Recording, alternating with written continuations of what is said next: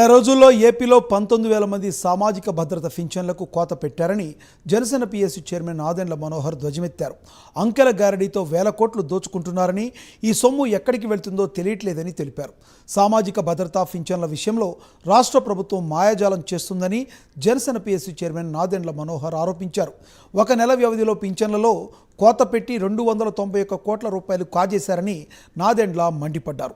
ఇటీవల కేబినెట్ సమావేశం ముగిసిన తర్వాత మంత్రి బయటకు వచ్చి నవంబర్ నెలకు 65,33,000 మందికి పింఛన్లు మంజూరు చేసినట్లు పత్రికా ప్రకటన విడుదల చేశారని నాదెండ్ల అన్నారు. కానీ అర్హత ఉన్నవారికి కూడా పింఛన్లు నిలిపివేశారని నాదెండ్ల మనోహర్ ఆరోపించారు. అధికారికంగా వీళ్ళు లెక్కలు ఇచ్చారు. ఇదే రాష్ట్ర ప్రభుత్వం డిసెంబర్ మాసంలో 54,49,190 పెన్షన్లు ఇస్తున్నామని చెప్పి అధికారికంగా వీళ్ళు లెక్కలు ఇచ్చారు. అంటే ఒకే నెలలో 19,871 పెన్షన్లు తగ్గించారు. సరే, మన కేబినెట్ మీటింగ్ జరిగింది, అనేక తీర్మానాలు చేసేసుకున్నారు హడావుడిగా. అందులో కేబినెట్లో చర్చించింది పెన్షన్ల పైన. ఎందుకంటే ముఖ్యమంత్రి గారు ఏం చేశారు, 2,750 రూపాయల పెన్షన్ని 3,000 రూపాయలకి పెంచేస్తున్నాం అని చెప్పి ప్రకటన చేశారు.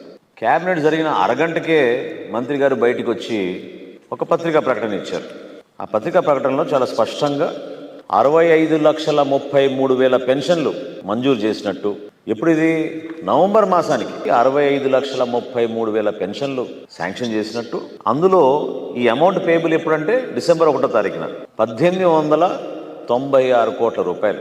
1,800 కోట్ల రూపాయలు వీళ్ళు వివిధ కార్పొరేషన్ల ద్వారా ఈ పెన్షన్ అమౌంట్ని వాళ్ళ ఖాతాలో వేసేసామని చెప్పారు. అయ్యా మంత్రి గారు, మరి మీరు క్యాబినెట్లో కూర్చున్నప్పుడు మీరు చర్చించింది ఎంత, మీరు ఆమోదించింది ఎంత?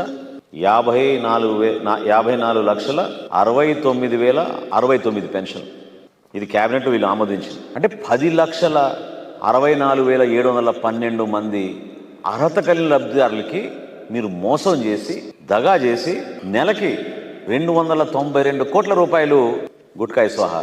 ఎక్కడ పోతుందో డబ్బు ఎవరికి అర్థం కాదు.